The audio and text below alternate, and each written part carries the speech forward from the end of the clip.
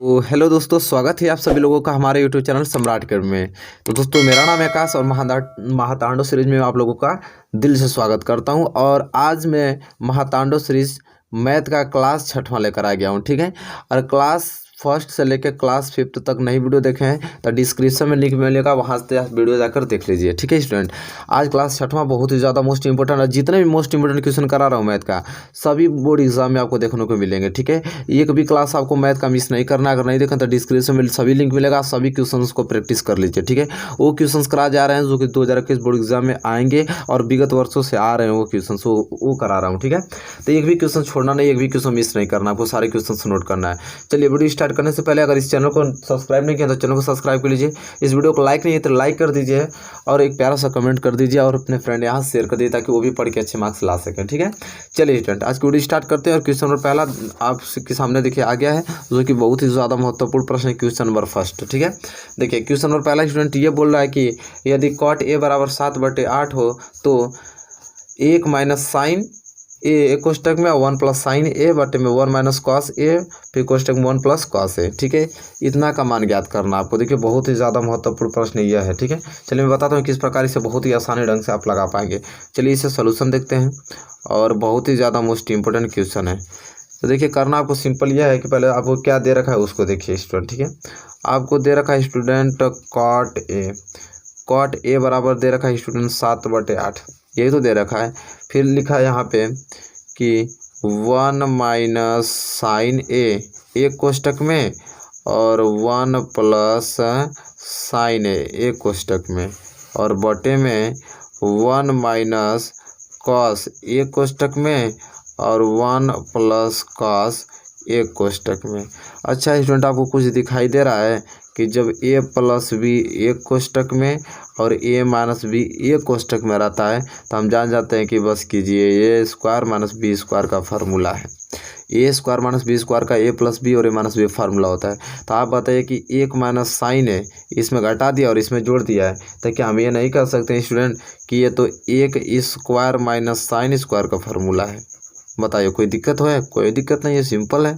इसी तरह 1 minus cos है और फिर एक कोष्टक में 1 प्लस कॉस है, वही फार्मूला बन गया। तो मतलब यह 1 स्क्वायर माइनस कास स्क्वायर का फार्मूला है। किस फार्मूला के हिसाब से? इस फार्मूले के हिसाब से। ठीक है, अब जब इतना हो गया स्टूडेंट तो देखिए बहुत सिंपल है कि अब करना आपको यह है, एक का स्क्वायर करेंगे तो एक ही होगा और ये आपका हो जाएगा साइन स्क्वायर है। ठीक है, समझ रहे हैं। और एक का स्क्वायर इसका करेंगे तो भी एक ही होगा, अब माइनस क्या हो जाएगा, कास स्क्वायर ये हो गया। ठीक है, कोई दिक्कत 1% दिक्कत नहीं होगी स्टूडेंट। ठीक है, अच्छा अभी यहाँ आ गया, इसको थोड़ा गौर देखिए, गौर से यहाँ पे। अच्छा स्टूडेंट, हमको ये बताइए कि कास स्क्वायर ए प्लस साइन स्क्वायर ए बराबर क्या होता है? 1 होता है। फार्मूला जानते हैं ना, कास स्क्वायर ए प्लस साइन स्क्वायर बराबर 1। अच्छा आप बताइए कि जब यहाँ से कास स्क्वायर ए की वैल्यू हम निकालेंगे तो क्या बनेगा? 1 माइनस साइन स्क्वायर ए बनेगा, यही तो बचेगा।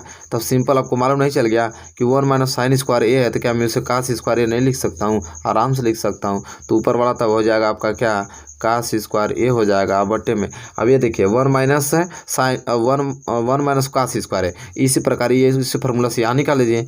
फार्मूला क्या था? कॉस स्क्वायर ए प्लस साइन स्क्वायर ए बराबर 1 था ना। अगर यहाँ साइन स्क्वायर ए का वैल्यू निकालें हम, साइन स्क्वायर ए का वैल्यू तो क्या होगा 1 और प्लस कास स्क्वायर हो जाएगा तो माइनस कास स्क्वायर हो जाएगा। तो ये बताइए कि जहाँ पे 1 माइनस कास स्क्वायर ए लिखा है उसको हम साइन स्क्वायर ए नहीं लिख सकते हैं, फार्मूले के हिसाब से लिख सकते हैं, तो हो जाएगा साइन स्क्वायर ए हो जाएगा। ठीक है स्टूडेंट, चलिए तब यहाँ पे आपका क्या बच गया, ऊपर कास स्क्वायर ए और नीचे बच गया आपका साइन स्क्वायर ए बच गया। ठीक है, अच्छा आप हमको फार्मूला और बता दीजिए, जब कास ए बटे साइन ए, इसका फार्मूला क्या होता है? तो इसका फार्मूला क्या होता है स्टूडेंट? कॉट ए, यही तो फार्मूला होता है। कॉस ए बटे साइन ए बराबर क्या होता है? कॉट ए।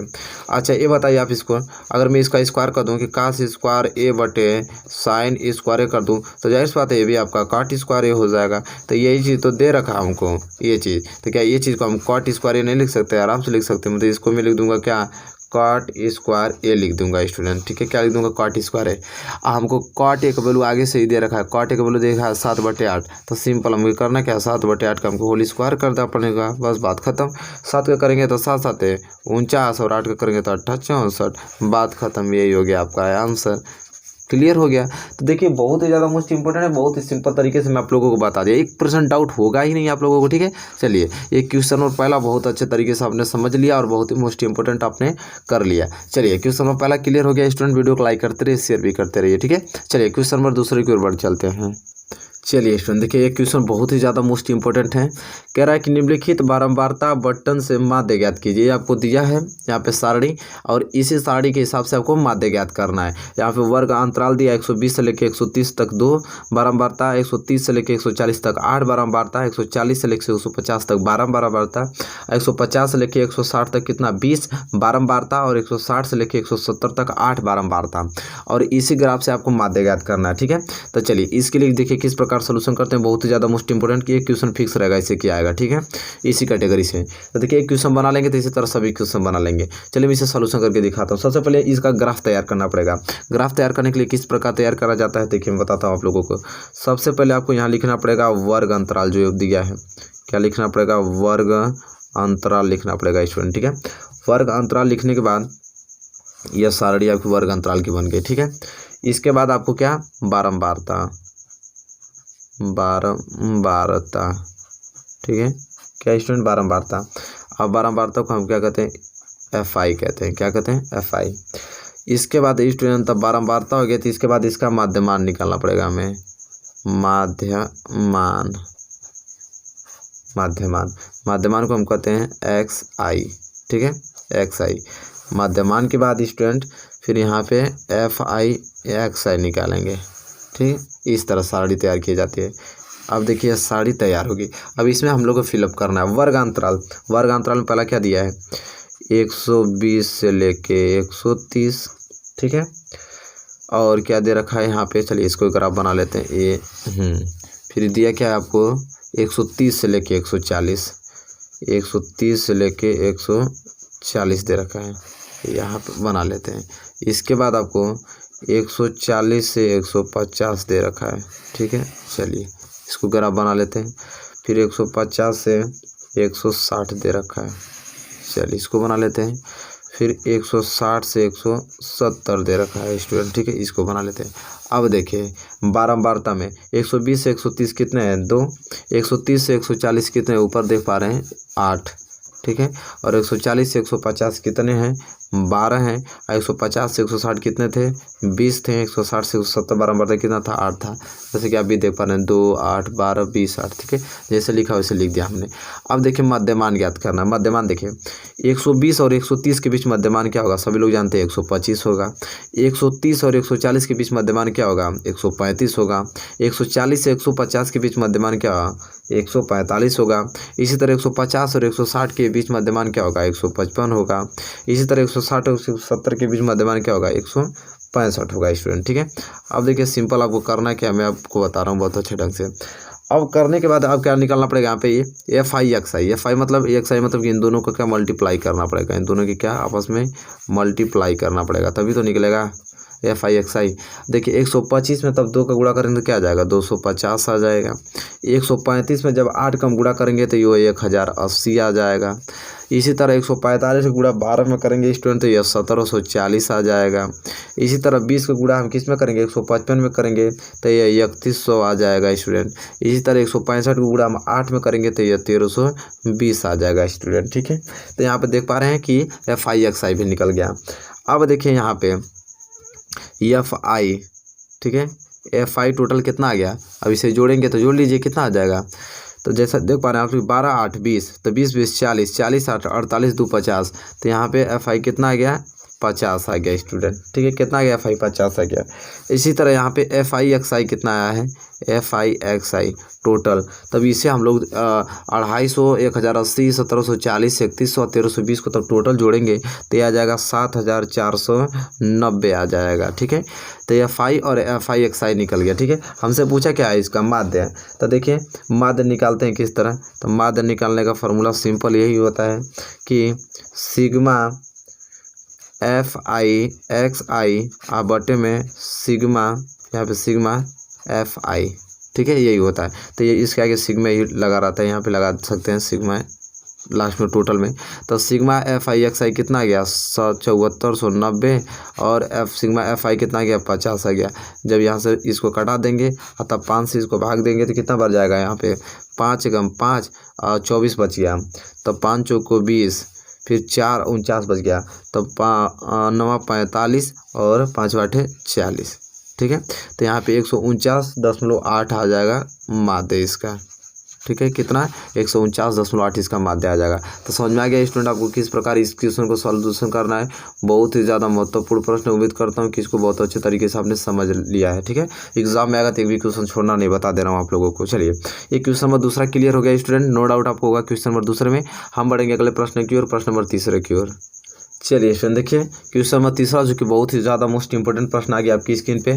कह रहा है कि के किस मान के लिए निम्नलिखित युग्म के अनेक हल होंगे। तो यहाँ पे समीकरण आपको दे रखा है, कह रहा है कि के किस मान के लिए। तो समीकरण को हल करके हमको के का वैल्यू ज्ञात कीजिए। कह रहा है कि युग्म अनेक हल होंगे, युग्म जो होंगे क्या अनेक हल होंगे। चलिए इसे हम सोल्यूशन करते हैं, बहुत ही सिंपल होता है। ठीक है, सोल्यूशन करना इसका मतलब अच्छा क्वेश्चन है, समझ लीजिए कि। तो कह रहा है कि किस मान के लिए निम्नलिखित युग्म के अनेक हल होंगे। आपको क्या देख रहा है समीकरण, के एक्स प्लस 3y बराबर के माइनस 3 ये दे रखा है, और एक दे रखा आपको 12x प्लस के वाई बराबर के दे रखा है। ठीक है स्टूडेंट, और कह रहा है कि इस युग्म के अनेक हल हैं। अब बताइए कि अनेक हल होंगे तो कौन सा समीकरण बनेगा। सभी लोग जानते हैं अनेक हल का फॉर्मेट क्या होता है, कि अनेक हल तभी बन सकता है जब a1/a2 बराबर होने लगेगा b1/b2 के, a बराबर होने लगेगा c1/c2 के, और संपाती रेखा हो जाएगा। संपाती रेखा होता है अनेक हल होते हैं, संपाती रेखा होता है तो अनेक हल होता है। आप कहेंगे कि संपाती रेखा अनेक हल, ये क्या बोल रहे हैं। संपाती रेखा का मतलब कि अगर ये रेखा जा रही है उसी पे एक रेखा और चली जाएगी, तो यहाँ पे उसी बिंदु पे चल रही है तो बहुत सारे हल हो जाएंगे ना, तो अनेक हल वही होता है। तो संपाती रेखा का फॉर्मेट बनता है a1/a2 बराबर होता है b1/b2 के, बराबर होता है c1/c2 के। तो संपाती रेखा है तो जाहिर बात होगी इसका अनेक हल होबे करेगा। तो कह रहा है इस फॉर्मेट में। तो चलिए इस फॉर्मेट में निकालने के लिए हमें करना सबसे पड़ेगा ये चीज़ कि हमें ए बी सी का वैल्यू ज्ञात करना पड़ेगा। तो करेंगे तो आपको समीकरण पहला क्या दिया है कि के एक्स प्लस 3y बराबर के माइनस 3 दे रखा है स्टूडेंट। ठीक है, और एक क्या दे रखा है कि 12x प्लस के वाई बराबर के दे रखा है स्टूडेंट। ठीक है, करना आपको क्या है, इसके लोग क्या लिखेंगे के एक्स प्लस 3y। ठीक है स्टूडेंट, अब देखिए ये पूरा टोटल के माइनस 3 इधर आएगा तो माइनस में ये हो जाएगा आपका के माइनस 3 हो जाएगा। ठीक है, इधर बच जाएगा बराबर 0। इस तरीके से करेंगे तो 12x प्लस के वाई और के इधर आएगा तो माइनस के बराबर 0। तो इसे हम पहले द्विघात समीकरण से तुलना कर देंगे, a1x plus b1y plus c1 बराबर 0 से तुलना करने पर इसे a2x plus b2y plus c2 बराबर 0 से तुलना करने पे। अब तुलना कीजिए तो x कैंसिल, तो a1 बराबर यहाँ से k निकल गया और b1 बराबर यहाँ से 3 निकल गया और c1 बराबर माइनस के माइनस 3 निकल गया स्टूडेंट यहाँ से। ठीक है, अब यहाँ से ए बी सी का वैल्यू निकल गया। इसी तरह इसको करेंगे तो a2 बराबर यहाँ से 12 निकल गया और b2 बराबर यहाँ से k निकल गया और c2 बराबर माइनस के निकल गया स्टूडेंट। ठीक है, सिंपल। अब आपको करना क्या है, बहुत ही ज़्यादा सिंपल है।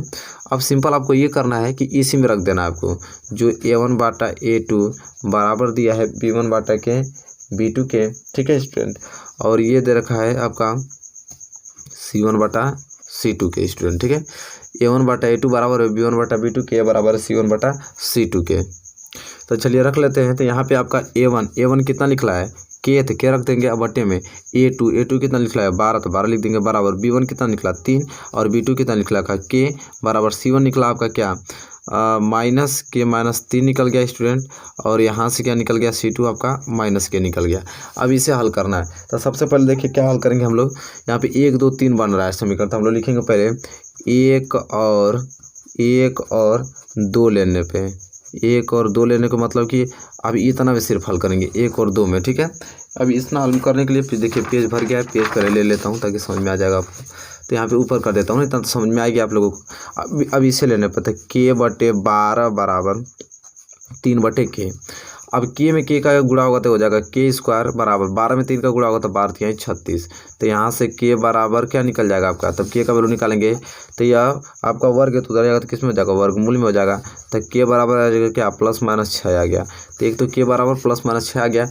अब हम क्या करेंगे कि यहाँ पे 1 और 2 लेने पे लिखे थे ना, अब हम किससे हल करेंगे, 2 और 3 लेने पे, 2 और 3 लेने पर हल करेंगे। अब 2 और 3 लेने का मतलब कि क्या, 3/k बराबर -k-3/-के। ठीक है स्टूडेंट, इसका मतलब ये चीज़ हो गया। अब सिंपल आपको करना क्या है, इस माइनस को कैंसिल कर दीजिए। आई के से के कैंसिल हो गया, नीचे का नीचे, तो 3 बराबर क्या आ गया, k-3 आ गया। ठीक है स्टूडेंट, अब सिंपली आपको करना क्या है कि 3 अब -3 हो जाएगा तो +3 बराबर के, तो यहाँ 3 3 6 बराबर के, तो यहाँ के बराबर भी क्या आ गया, 6 आ गया। ठीक है, तो के बराबर यहाँ पे देख पा रहे हैं कि 6 हो गया। तो अब देखिए हमसे पूछा क्या था यहाँ स्टूडेंट इसमें कि के किस मान के लिए निम्नलिखित युग्म के अनेक हल होंगे, तो के कितने 6 मान के लिए जो यह समीकरण होगा वो अनेक हल होगा। ठीक है, तो यहाँ पे आंसर किसका कितना आ जाएगा, 6 आ जाएगा। ठीक है, क्योंकि यहाँ पे देखिए 2 निकलेगा, के बराबर 6 निकलेगा प्लस है, के बराबर -6, तो -6 होगा तो माने कि नहीं, तो के प्लस से के रहेगा यहाँ पे, अरे +6 रहेगा तो +6 यहाँ पे और +6 यहाँ पे, मतलब के बराबर 6 ही मान होगा इसका। ठीक है, तो देखिए उम्मीद करता हूँ कि ये क्वेश्चन आपको बेहद अच्छे लगे होंगे और अच्छे ढंग से क्वेश्चन समझ में आ गया होगा स्टूडेंट। नो डाउट आपको होगा क्वेश्चन नंबर इसमें तीसरे में। चलिए क्वेश्चन नंबर तीसरा स्टूडेंट आपने अच्छे से कर लिया, तो हम बढ़ेंगे अगले क्वेश्चन की ओर, क्वेश्चन नंबर चौथे की ओर। चलिए स्टूडेंट देखिए क्वेश्चन नंबर चौथा गया, जो कि बहुत ही ज़्यादा महत्वपूर्ण प्रश्न है और बहुत ही ज़्यादा एमपी प्रश्न है। चलिए इसको मैं पढ़ता हूँ और सॉल्व करने की कोशिश भी करता हूँ। कह रहा है कि एक शंकुआकार बर्तन है जिसके आधार की त्रिज्या 5 सेंटीमीटर है और ऊंचाई 24 सेंटीमीटर दे रखा है। पानी से भरा हुआ है, ये किससे, पानी से भरा हुआ है शंकुआकार जो बर्तन है। इस पानी को बेलनाकार बर्तन में पलटा जाता है जिसके आधार की त्रिज्या 10 सेंटीमीटर है। बेलनाकार बर्तन में पानी की ऊंचाई ज्ञात कीजिए। ठीक है, कह रहा है स्टूडेंट कि एक शंकु में अगर पानी भरा हुआ है और उस शंकु का आपका त्रिज्या 5 सेंटीमीटर तथा ऊंचाई जो है 24 सेंटीमीटर दे रखा है और उसमें पानी भरा हुआ, उस पानी को पलटना हमको बेलनाकार में, और जिसकी त्रिज्या 10 सेंटीमीटर, तो वो कितना ऊंचाई तक पानी भरेगा वो हमको पूछने के लिए बोल रहा है। सबसे पहले देखिए इस क्वेश्चन को आपने पढ़ लिया और इसको समझाने की मैं कोशिश करता हूँ फिगर द्वारा। पहले शंकु आकार है ना, तो चलिए एक हम बना लेते हैं शंकु। कह रहा है कि यह शंकु है और यहाँ पे इसकी त्रिज्या है जो वो 5 सेंटीमीटर दे रखा है और इसकी जो H1 की ऊंचाई है वो 24 सेंटीमीटर दे रखा है और इसमें पानी भरा हुआ है। अब इस पानी को हमको पलटना है। ठीक है, एक बेलनाकार में, एक बेलनाकार बर्तन, मान लीजिए बेलनाकार बर्तन है और जिसकी त्रिज्या इसको R1 मान लीजिए, इसकी त्रिज्या R1 और इसकी त्रिज्या R2। इसकी त्रिज्या कितना दे रखा है, 10 सेंटीमीटर दे रखा है और इसकी जो ऊंचाई आपकी है H2 वो हमसे पूछ रहा है कि कितनी इसकी ऊंचाई होगी। ठीक है, तो बहुत ही ज़्यादा मोस्ट इंपॉर्टेंट क्वेश्चन है। तो चलिए इसको कर लेते हैं। सबसे पहले इस तरह के हल करने से क्वेश्चन में पहले जो दिया रहता है उसको लिख लेते हैं। ठीक है, तो यहाँ पर दिया हमको क्या कि शंक्वाकार बर्तन की त्रिज्या, शंक्वाकार बर्तन की त्रिज्या। अब शंक्वाकार बर्तन की त्रिज्या को हम क्या मान लेंगे, R1 बराबर कितना दे रखा है, 5 सेंटीमीटर। ठीक है, और ऊंचाई भी दे रखा है तो हम लिखेंगे शंक्वाकार बर्तन की ऊंचाई, शंक्वाकार बर्तन की ऊंचाई। अब शंक्वाकार बर्तन की ऊंचाई हम क्या मान लेंगे, H1 मान लेंगे। H1 बराबर कितना दे रखा है, 24 सेंटीमीटर दे रखा है, 24 सेंटीमीटर हमने नोट कर लिया। ठीक है, इसी प्रकार आपका बेलनाकार पे आइए। तब बेलनाकार बर्तन की त्रिज्या, बेलनाकार बर्तन की त्रिज्या, अब बेलनाकार बर्तन की त्रिज्या हम क्या मान लेंगे, R2 मान लेंगे। R2 बराबर कितना देखा रहा है, 10 सेंटीमीटर, 10 सेंटीमीटर उतार दिया मैंने। इसी प्रकार यहाँ पे ऊंचाई भी दिया तो हम लिखेंगे बेलनाकार, ऐसे लिख लीजिएगा बेलनाकार बर्तन की ऊंचाई। अब बेलनाकार बर्तन की ऊंचाई मतलब H2 है, यही तो हमसे पूछा है क्वेश्चन मार्क। ठीक है, तब सिंपल से अब देखिए यहाँ पे हम लोग लिखा देंगे, तो अगर इसका निकालना है H2 तो हम लोग लिखेंगे यहाँ पे कि शंक्वाकार बर्तन का आयतन। अब इसका देखिए, इसके आयतन के बराबर इसका आयतन कर देंगे, शंक्वाकार बर्तन का आयतन बटे में बेलनाकार बर्तन का आयतन, बेलनाकार बर्तन का आयतन। अब दोनों बराबर के कंपेरिजन में H2 का वैल्यू निकल जाएगा, बेलनाकार बर्तन का आयतन, यहाँ पे आयतन होगा। ठीक, चलिए अब आप लोग बताइए कि शंकु का आयतन का क्या फॉर्मूला होता है। तो 1/3 पाई R1 स्क्वायर H1 बराबर, अब उसका क्या बेलनाकार का क्या होता है, तब पाई R, यहाँ R2 है ना, तो R2 का स्क्वायर और H2, यही तो होता है। अब सिंपल अब हो गया आपका। अब सिंपल करना क्या है, ये हो जाएगा 1/3 और पाई और R1 यहाँ 5 दिया था तो 5 का स्क्वायर और गुणे H1 कितना 24 है तो 24 लगा देंगे बराबर यहाँ पाई और R2 का वैल्यू 10 दे रखा है तो 10 का स्क्वायर और गुणे H2 निकालना है आपको। ठीक है, तो यहाँ देख पा रहे हैं हम आसानी से कि पाई से पाई यहाँ पे कैंसिल और 3 8 है 24, तो ये क्या हो जाएगा 5 के स्क्वायर का मतलब 5 गुणे 5 और प्लस ये 8 हो गया बराबर 10 का स्क्वायर मतलब 10 गुणे 10 और यहाँ पे H2 आ गया स्टूडेंट। अब यहाँ से H2 अगर हम वैल्यू निकाल लेते हैं क्या हो जाएगा 5 गुणे 8 ऐसे ही रहेगा और यह इधर गुणा में तो किस में हो जाएगा भाग में हो जाएगा। ठीक है, तो ये इस तरह बन जाएगा। तब 5 दूनी के 10 और 5 दूनी के 10 और 2 चौको 8 और 2 दूनी के 4। अभी H2 बराबर क्या आ गया 2 सेंटीमीटर आ गया, यही H2 की ऊंचाई होगी। ठीक है, अब यही हमसे पूछा था तो यही ऊंचाई हो जाएगी।